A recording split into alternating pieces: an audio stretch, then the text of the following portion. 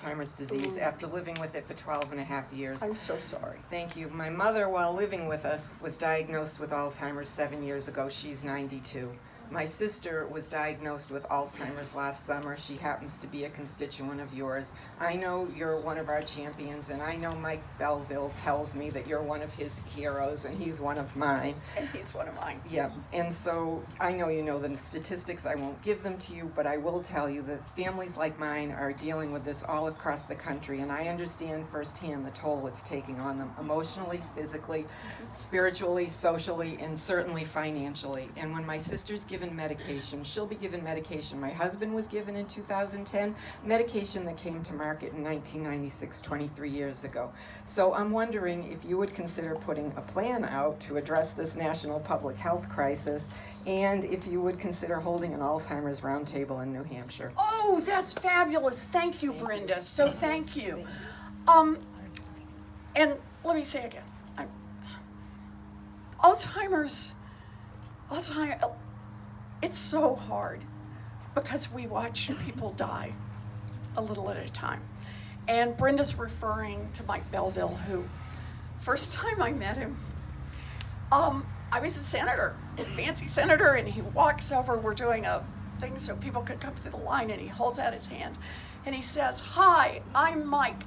And he said, "I'm here to advocate on behalf of people with Alzheimer's." And he said, "And I need for you to remember this conversation because I have Alzheimer's and I won't." And it's been that way ever since. Now, Mike is still strong. He didn't make it down this year, but he comes down every year to try to advocate. I want to do 2 parts on this if I can. The first one is I want to make a pitch here just because I want to keep putting wind in the sails. We need to double the budget for the National Institutes of Health, and then we need to double it again. Yeah.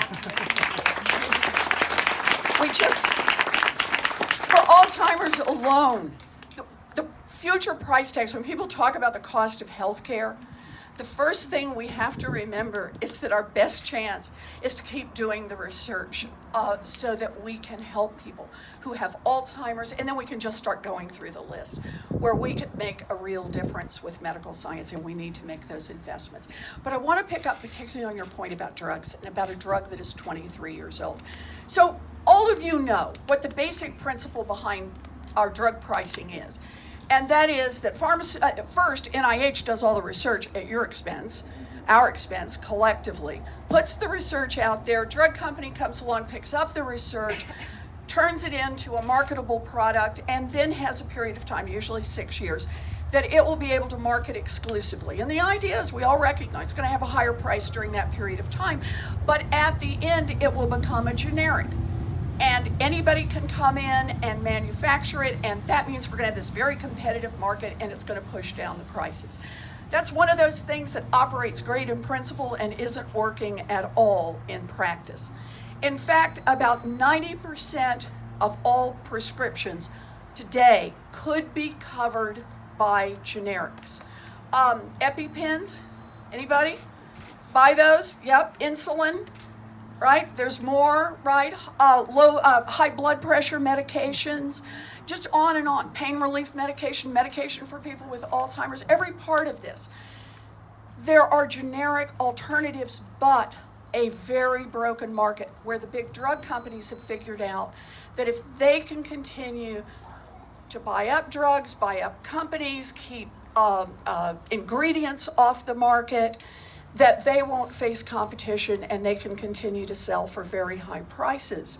Drugs that have been around for years and years and years. I have a plan for that. And here's the plan. We saw that in time. You knew that was coming. That's right. And here's the basic plan. It says for any drug for which there's not an active market right now, and by the way, 40% of all generics right now have either 0 or 1 companies producing them, hardly a competitive market. 60%, it's up to 2, right? Companies that are producing. Is to say the government can simply step in and do a cost-plus contract and make that drug, and have that drug produced, and then make that drug available to anyone who has a prescription for it at cost plus. This is the kind of change we could make that could drive down prices on generics in a matter of months. all it takes, it's not hard to do this, it just takes the political will to stand up to the big pharmaceutical companies. And that's what we have to do. We just have to be willing to fight back. So I'm in this fight. Thank you, Brenda. Thank you. In the red shirt.